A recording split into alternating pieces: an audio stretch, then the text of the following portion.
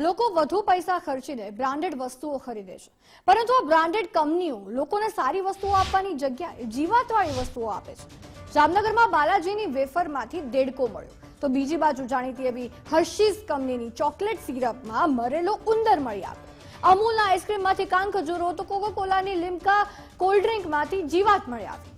આ બ્રાન્ડેડ કંપનીઓ બ્રાન્ડના નામે ગ્રાહકો પાસે વધુ પૈસા લઈને પણ જીવાતવાળો ખોરાક આપી રહી છે. ત્યારે હવે ગ્રાહકોએ ભરોસો કરવો તો આખરે કોના પર કરવો, એક પ્રશ્ન છે. આ દ્રશ્યો જુઓ તમે, આ ક્રન્ચેક્સ વેફરમાંથી દેડકો મળે છે, હર્શીઝની ચોકલેટ સિરપમાંથી મરેલો ઉંદર મળે છે, કાન ખજૂરો આઈસ્ક્રીમમાંથી મળે છે, લિમ્કામાંથી જીવાત મળી આવે છે, બહારનું ખાવાનું કંઈ ખાય તો સૂપમાંથી જીવાત મળી આવે. લોકો શાકભાજી પકવીને કઈ શાકભાજીમાં પણ કેમિકલ્સ નાખીને પકવતા હોય છે. ઓર્ગેનિક લોકોને મોંઘું પડતું હોય છે. લોકો ખાય તો શું ખાય, એ સૌથી મોટો સવાલ. બંધ પેકેટમાંથી આવી રીતના મૃતદેહો મળી આવે, શું અમારે હવે મૃતદેહ ખાવાના? કાળજી કેમ નથી રાખતા?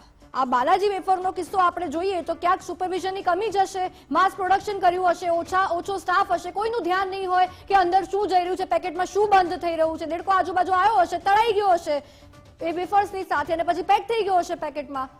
કોઈ ધ્યાન કેમ નથી રાખતું? તમે એક બ્રાન્ડ બન્યા છો. બાલાજીની તો સ્ટોરી આપણે સૌ કોઈ જાણીએ છીએ.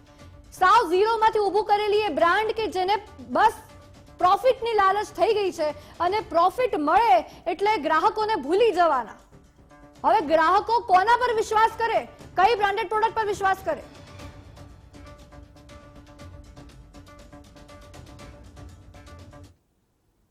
બાલાજી વેફર ખાતા પહેલા વિચારવા મજબૂર કરે તેવો કિસ્સો સામે આવ્યો છે. જામનગરમાં બાલાજી વેફરના પેકેટમાંથી મૃત દેડકો મળ્યાનો દાવો કરવામાં આવ્યો છે. બાલાજીની ક્રન્ચેક્સ વેફરના પેકેટમાંથી ફ્રાઈડ દેડકો મળ્યો. જામનગર મહાનગરપાલિકાની ફૂડ શાખાએ દેડકા સહિતનો નમૂનો લીધો.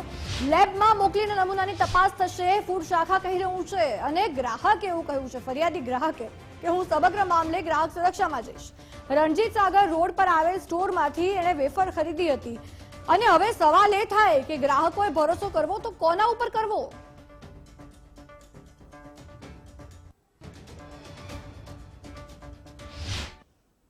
સૂચના મળતા રણજીત સાગર રોડ પર પુષ્કરધામ સોસાયટીમાં એક Chamunda provision Patel PAN and cold drinks નામની દુકાન અને પ્રોવિઝન સાથેની છે. ત્યાંથી એક કસ્ટમર જસ્મીન પટેલ દ્વારા બાલાજીની સિમ્પલ કંચી વેફર્સ સોલ્ટેડ ખરીદેલ હતી ગઈ રાત્રે, અને એમાં નાના બાળકોએ ખાતા એમાંથી દેડકો ચીપાઈ ગયેલો હોય એવું જોવા મળેલ હતું. અને કસ્ટમરનો ફોન આવતા અમે ફૂડની ટીમ અત્યારે અહીંયા દુકાન ઉપર આવેલ છે, અને પેકેટ જોતા એ દેડકા જેવું જ લાગે છે. અને આની કાર્યવાહી અમે એજન્સીમાંથી આ જ બેચ નંબરના આ વેફરના નમૂના લેવાની કાર્યવાહી હવેથી કરી. આટલા વર્ષ થયા, અમારે 20 વર્ષ થયા બિઝનેસ છે, પણ કોઈ દી આવું કેસ કે કાંઈ થયું નથી. ને અમને અહીંયા જાણ કરવા આવી કે અહીંયા આવી રીતે થયું છે. હવે પેકેટ એકદમ ખુલેલો છે કે વસ્તુ બનવાકારક નથી. હવે તોય ફરિયાદી ઈ કહે છે કે અંદર છે કઈક ટૂંકમાં જીવ જંતુ એવી રીતે છે. હવે કોઈ દી બનતું નથી ને આ ખુલેલો પેકેટ છે ને અમને જાણ કરવા આવી કે તમે આવીને અહીંયા જોઈ જાઓ.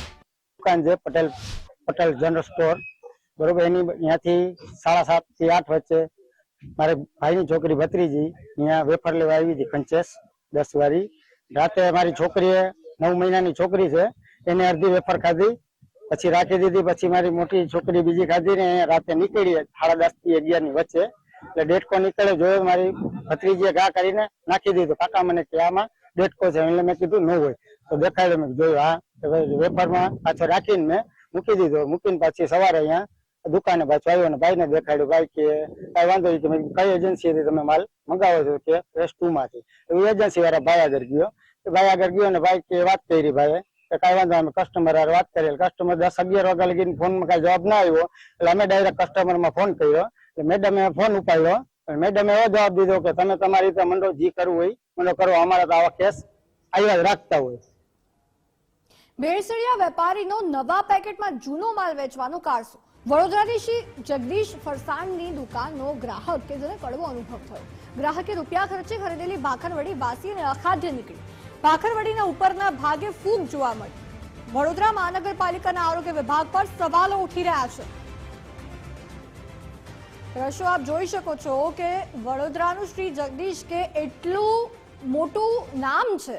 વડોદરામાં જે પણ લોકો આવતા હોય શ્રી જગદીશમાંથી ફરસાણ ખરીદે જ, અને શ્રી જગદીશની પાખરવાડી એટલી વખણાય છે, પાખરવાડી વખણાય છે, પરંતુ ફૂગવાળી નીકળી છે। કે સવાલ એ છે કે આવા બેદરકારો સામે કાર્યવાહી ક્યારે કરશો? ગ્રાહકો પાસેથી અધોઅધ રૂપિયા ખંખેરીને આવો ખોરાક કેમ આપવામાં આવે છે એમને? સવાલ તો પૂછશે જ ગુજરાત ફર્સ્ટ કે શું કરે છે કોર્પોરેશનનું આરોગ્ય ખાતું? જો રેગ્યુલરલી ચેકિંગ કરતું હોત તો આ ખોફ રહે તેમનો, અને આવી રીતના ફૂગવાળો ખોરાક ન મળ્યો હોત। નજીવા નફા માટે આવા ભેળસેળિયા સામે કાર્યવાહી ક્યારે કરવામાં આવશે?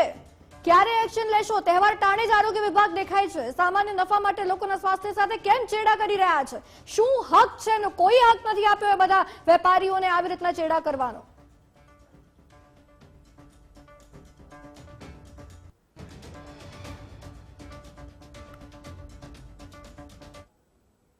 જો તમે ઓનલાઈન ફૂડ આઇટમ ઓર્ડર કરો છો તો સાવધાન રહેજો, કારણ કે છેલ્લા કેટલાક દિવસોમાં એવા ઘણા કિસ્સાઓ સામે આવ્યા છે જેમાં ખાવાની વસ્તુઓમાં અજીબ વસ્તુઓ જોવા મળી રહી છે।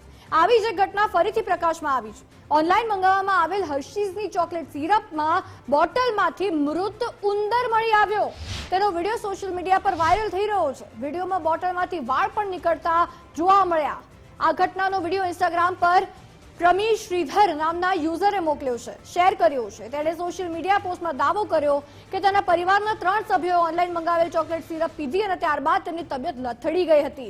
મહિલાએ લખ્યું કે તેણે ઝોમેટોમાંથી હર્શીઝની ચોકલેટ મંગાવી હતી, જેને કેક પર રેડી તો બોટલમાંથી નાના વાળ ખરી આવ્યા હતા, જેથી બોટલ ખોલીને લિક્વિડ ગ્લાસમાં રેડ્યું તો તેમાંથી એક મરેલું ઉંદર નીકળ્યું। ત્યારબાદ રોષે ભરેલ મહિલાએ આ વિડીયો સોશિયલ મીડિયા પર શેર કર્યો અને કંપની પ્રત્યે નારાજગી પણ વ્યક્ત કરી। વિડીયો વાયરલ થતાની સાથે જ મામલે કંપનીનું નિવેદન સામે આવ્યું કે જે લોકોને બિલકુલ પસંદ નથી।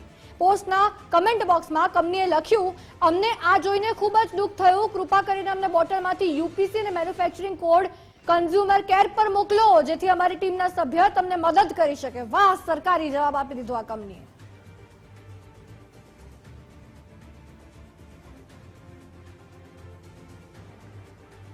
આ જો તમે આ પોસ્ટ જુઓ, અને એમાં કંપનીએ ચલો આ ઝેપ્ટોમાંથી ઓર્ડર કર્યું હતું અને એમાં લખ્યું છે કે અમે બ્રાઉની કેક અમારે ખાવી હતી, એના માટે અમે ચોકલેટ સિરપ મંગાવ્યું હતું આનું હર્શીઝનું, અને ચોકલેટ સિરપમાંથી ઉંદર મળી આવ્યો છે। આખી ઘટના એવી હતી કે 3 લોકોએ ખાધું પણ ખરું પરિવારમાંથી ને એની તબિયત પણ લથડી હતી।